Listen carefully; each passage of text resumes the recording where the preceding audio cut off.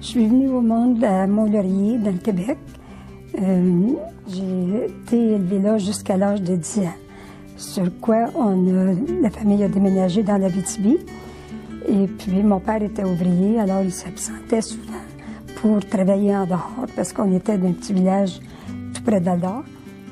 J'ai fait des études là jusqu'à l'âge de 15 ans, ou près de 16 ans.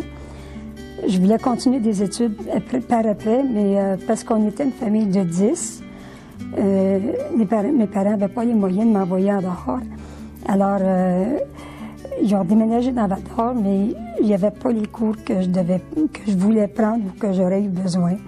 Alors, j'ai commencé à travailler ici et là. J'ai travaillé d'une pharmacie comme aide pour 2 ans. Ensuite, je suis allée à l'école ménagère, deux étés de suite, pour tâcher d'avoir quelque chose pour plus tard. Je me suis mariée, j'avais 19 ans et demi, ainsi que mon mari, qui s'appelait Denis. Et puis, 1 an après, on est déménagé ici en Ontario. À ce temps-là, j'avais eu des enfants. Alors, j'en ai eu 3 par la suite. Puis, avec mes enfants, parce que je ne pouvais pas aller travailler en dehors, j'ai gardé des pensionnaires pour quelques années, jusqu'à peu près, j'avais 35 ans, lorsque j'ai décidé de retourner aux études pour avoir mon diplôme de l'Ontario, diplôme bilingue, parce que dans le Québec, c'était seulement du français que j'avais. Alors, je suis retournée au secondaire ici, qui était ILSS dans le temps, mais qui donnait 3 cours français, mais avec les élèves pour que je puisse apprendre l'anglais avec eux autres. Alors, j'ai fini mon secondaire pour avoir mon diplôme. Par la suite, je suis rentrée comme chez un avocat pour travailler dans son bureau. Et il commençait son bureau pour la première fois. Alors, j'ai travaillé là jusqu'à de 75 aller en 87, lorsque j'ai décidé de laisser. Puis là, mes enfants avaient grandi. Alors, il n'y avait plus besoin vraiment de supplémentaires. À ce moment-là, mon mari était rentré à la mine comme mécanicien.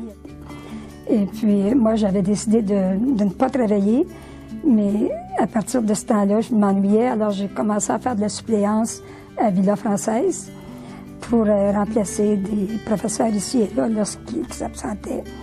J'ai fait ça jusqu'en 95. Puis en 95, j'avais décidé de laisser complètement rester à la maison. Puis là, on a commencé à vouloir voyager dans le Québec ou dans l'Ontario pour voir les endroits. Là, j'ai eu le cancer dans ma jambe. En 97, j'ai eu un cancer dans la jambe, ce qui m'a coupé beaucoup de choses parce que j'étais restreinte dans les activités. Quand j'ai eu ma retraite, à 65 ans, j'ai commencé à retirer ma pension. Et puis, il n'y a pas eu tellement de changements, malgré que, avec les restrictions que j'avais de ma jambe, j'avais eu certaines aides. Et puis, mais mon mari était à la maison, alors il était toujours là pour m'aider. Mon mari est décédé, ça fait maintenant 5 ans, ou presque, qu'il est décédé d'un cancer des os. Je me suis occupée de lui tout le temps qu'il était malade, jusqu'à la maison, parce qu'il est décédé à la maison aussi. Par après, il a fallu que je m'organise quand j'avais besoin de quelque chose. J'avais toujours des amis qui étaient prêts à me rendre service, à m'aider, me chercher, malgré que je conduis.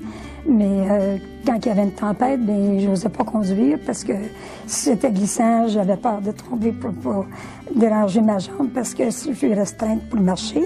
Mais il y a toujours quelqu'un qui est là pour me donner un coup de main.